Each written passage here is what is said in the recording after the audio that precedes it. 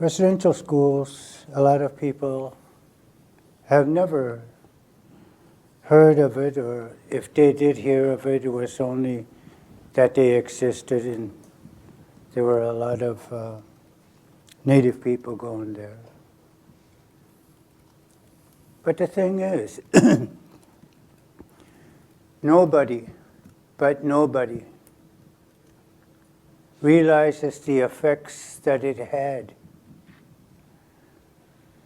on the individual.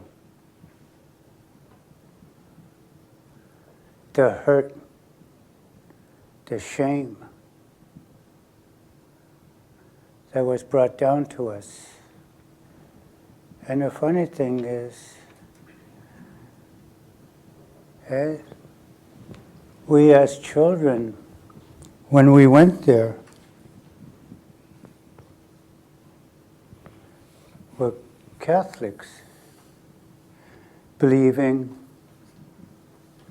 that the priests and the nuns could not do any wrong because they worked for God. Well, I went. I had no choice, but I went. And the best way I can describe a residential school, the ongoings, is to tell you what I went through.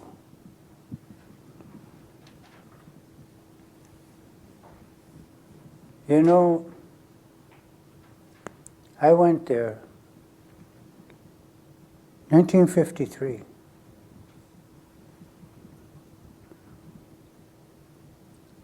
Before I went there, I lived with my grandparents. And my grandfather always disappeared. I didn't find out why until I was already grown up, but he used to do ceremonies in the woods because they were against the law.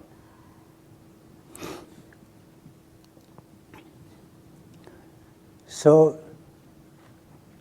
the Indian agent seen fit that I go to residential school. And these residential schools were brought into being between the churches and the government, trying to assimilate a people. Yeah? And what better way to assimilate the people than is to start with the children. You know, I had never been hit at all when I lived with my grandparents. As a matter of fact, the first time I ever got hit was after I got into residential school. My grandparents used to kind of tease me if I did something wrong, so I knew better than to go down that road again. But in the residential school, I was in trouble from the word go, because I couldn't speak a word of English. And when I went there, I learned English pretty fast because it was beaten into me. I knew how to speak English within 6 months. You know, it was beating after beating because I couldn't speak English. I only could speak my own language. As time went on, things didn't get better. they only got worse.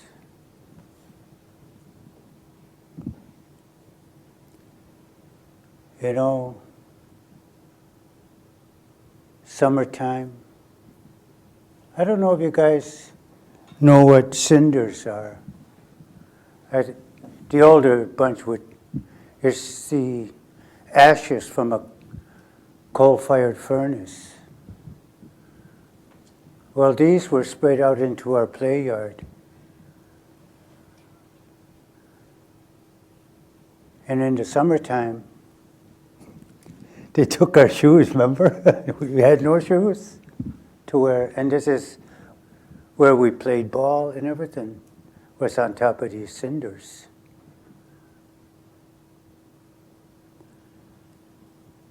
If you couldn't knit, you were just plainly out of luck in wintertime, because you had to knit your own mittens, socks, scarf.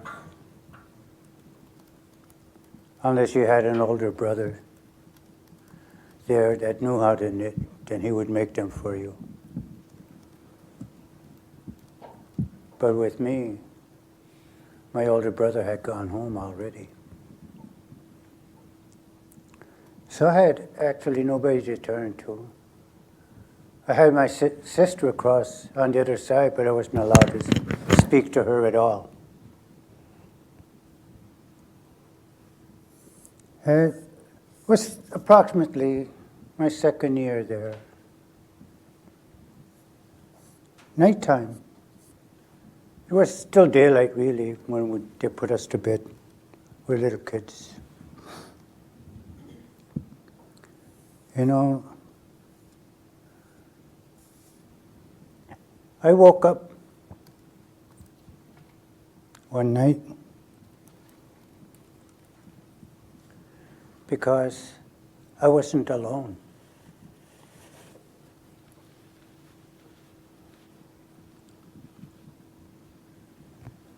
You know how it feels to wake up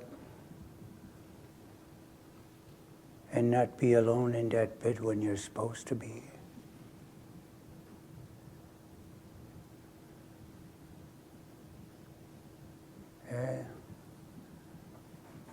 I had somebody in that bed with me, fondling me.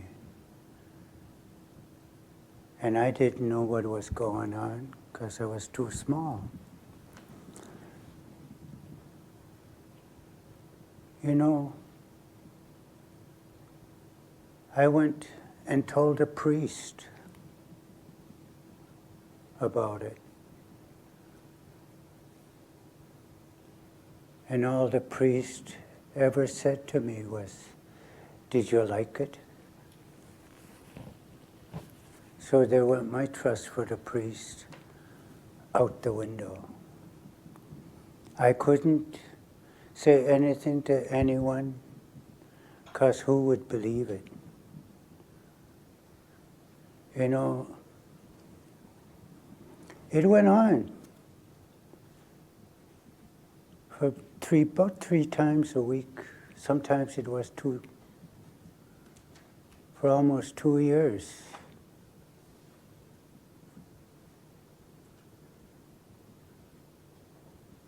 Finally, when I couldn't actually take it anymore, I started running away from the school.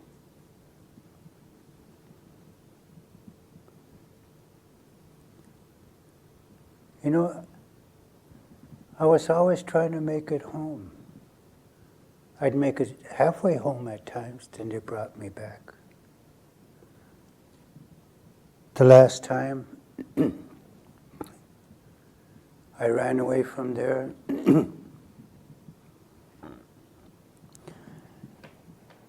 was in 1957, August.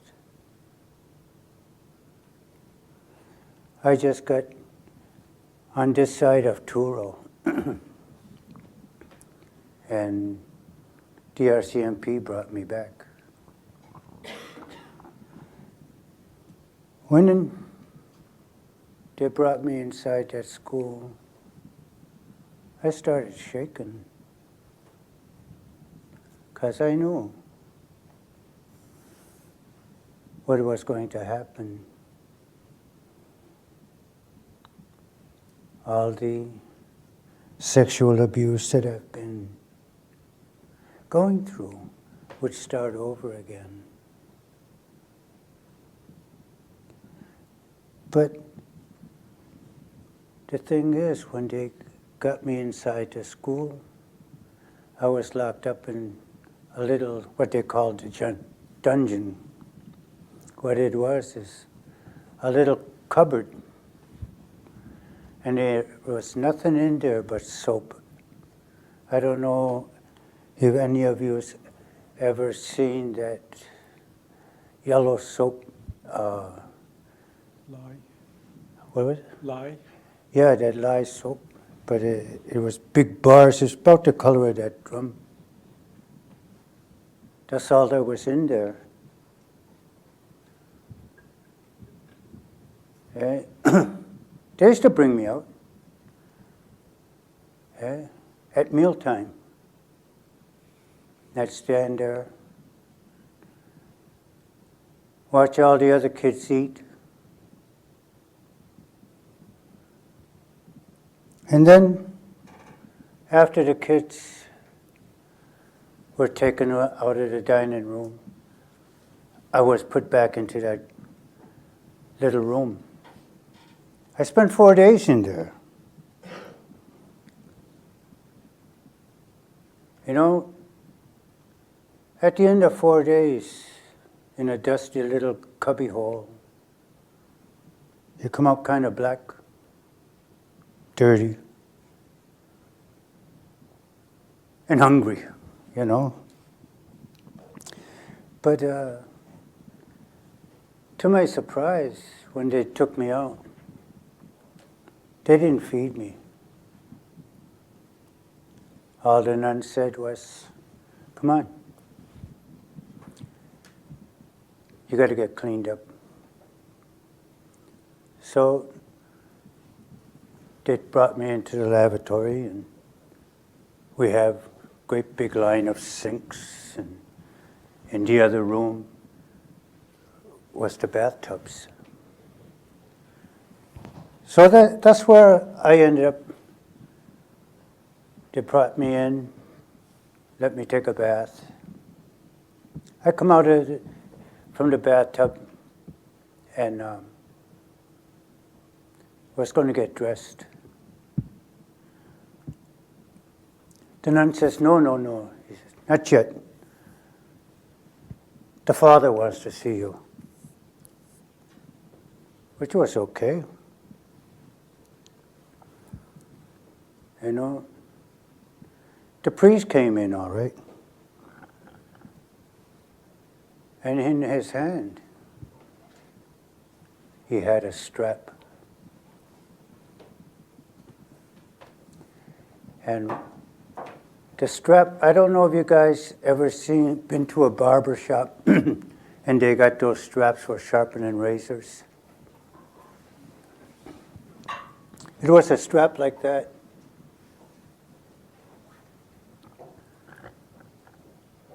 Yeah. So he says, "Put out your hand," and I did. And he hit it, and I figured, well, couple. At times he's going to hit it and it'll be over. But my thoughts were wrong. You know, he didn't stop beating my hand until he had hit it 150 times. But after the 10th one, I didn't feel very much because they were so swollen. I could barely feel. I couldn't bend my fingers anyway or anything. So when he finished with one hand, he started on the other one. Same thing. And then, when he finished with my hands, he bent me over and gave me 200 more across my butt. You know, when he finished, Even though I was able to put my clothes on, there was no way I could button my shirt. My fingers didn't work. I couldn't put on a belt because I couldn't bend my fingers. There was no feeling because they were all numb. Then after I got dressed the best I could, he brought me into the day room where he cut off all my hair. You know, that's what hurt the most, cutting off my hair. Because my hair is everything to me. It's my connection to Mother Earth. It's my connection to all of creation.